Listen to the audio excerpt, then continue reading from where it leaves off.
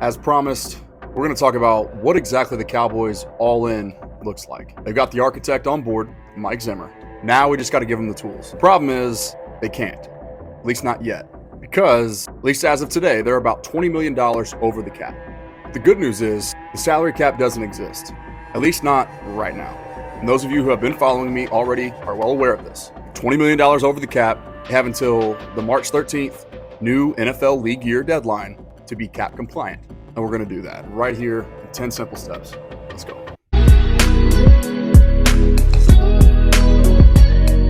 So just for the sake of this video here, we're going to say the Cowboys are roughly $20 million over the cap. And Jerry can very easily put his money where his mouth is when he talks about being all in and go a long way, $70 million really worth of long, towards having plenty of flexibility on that credit card for 2024 to give Mike Zimmer everything they need and then some. I want to continue hammering this home. The salary cap is much more a accounting concept than a real constriction. The Cowboys can quite literally put everything on a credit card and essentially pay for their decisions this year well into the future. So we're calling it 20 million over right now. Let's get them to about 50 million under.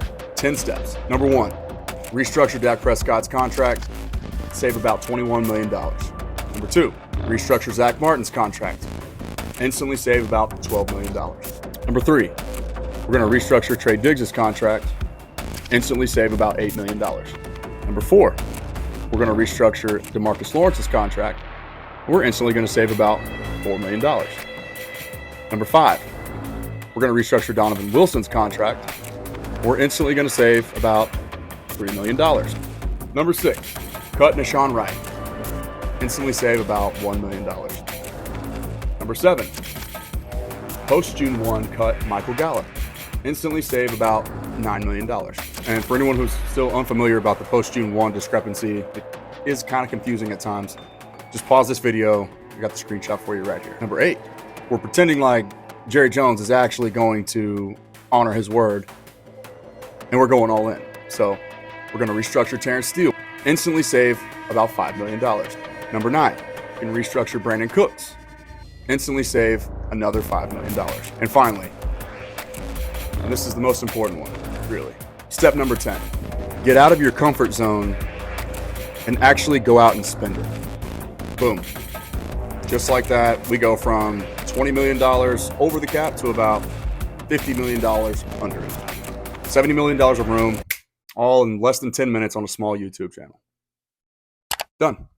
Oh, of course, we can't forget that we're going to have to also allocate roughly, call it like $8 million to this upcoming rookie class. So that puts us anywhere between $42, $43 million. Let's just conservatively ballpark it at $42 million. If we were to do that today and then just essentially hit the refresh button on overthecap.com, that instantly puts the Cowboys at the 9th most cap space in the entire National Football League.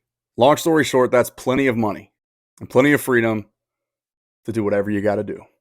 The next most important thing to talk about is now that Mike Zimmer is officially official, but it's definitely not insignificant what Rex Ryan had to say about this Cowboys team. I'm not so sure that Zimmer's got that job right now. Not real sure about that. I can honestly say I don't believe that's a fact right now. But I will say this: the reason I was so like this is I've been out for 7 years. I've never called another head coach or anything like that. I called Mike McCarthy, and the reason I did is because I want to be on this stage. I want to be back on this stage if I'm going to get back into coaching, have a chance at that. I think with this roster the way it is, I think offensively, special teams, and defense, and I figured I could make maybe even a little bit of an upgrade, that they could be right here. That's why I was interested. It's funny how, well, should we get the, no, your team has no chance at me, okay? That's generally the case. I would only go at the right situation. And if it's not completely right, then I'm not going. But this team, it is interesting because they are so close to getting over that edge.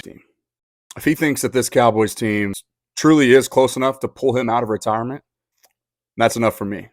But I still love the hire. I love the instant discipline and toughness that he's going to instill in his side of the ball. And I love the in-your-face attitude that he's going to bring along with it. But to put a bow on this thing, In my head, the way that I think about this team right now, of the 4 phases of offense and defense, I understand there's 3 equal parts in football, okay? But once again, for the sake of this video here, run offense, pass offense, run defense, pass defense.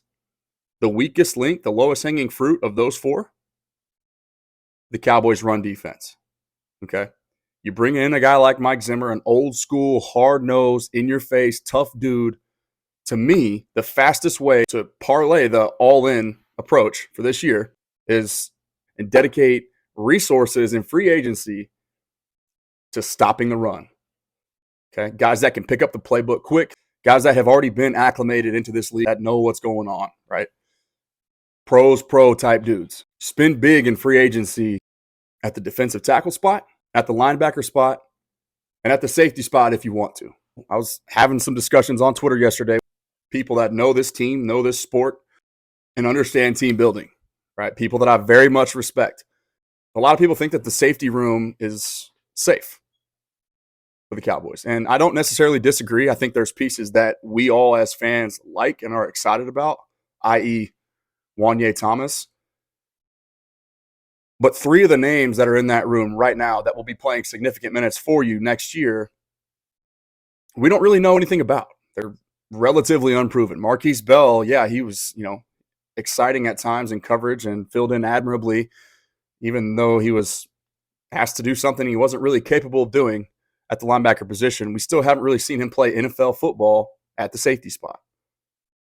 We still haven't really seen Wanye Thomas play NFL football at the safety spot. Not enough, at least, to feel confident about the state of that room moving forward. The point is, and as I've said here, it's not about being comfortable with what we have, right? I think a lot of people would have probably said they were comfortable with what they had at the linebacker spot last year, okay? We saw how that worked out for us. There's never enough depth, really, in this sport, okay? But the spine of the Cowboys defense is where their problems exist. There's one of the most, if not the most, one-dimensional units I've ever seen for a playoff caliber roster. Strong on the edges, weak right up the middle. Teams that could actually dedicate themselves and execute lining up in heavy personnel, condensed formations, which causes confusion, and then just playing downhill right at you. We didn't have the personnel to make up for. That's got to be solved. Okay, I still give the offense somewhat of a pass. Obviously, the passing game is fine, and that's largely to do with an MVP caliber quarterback. I'm going to give them a pass on the running game as well, because I think there is, once again, that acclimation period in a brand new offense. I think they'll dedicate this offseason to getting that part figured out. Okay, you don't really need a ton of personnel to make that happen. Once again, it's not the who in the run game, it's the how. Okay, I think they can figure out the how.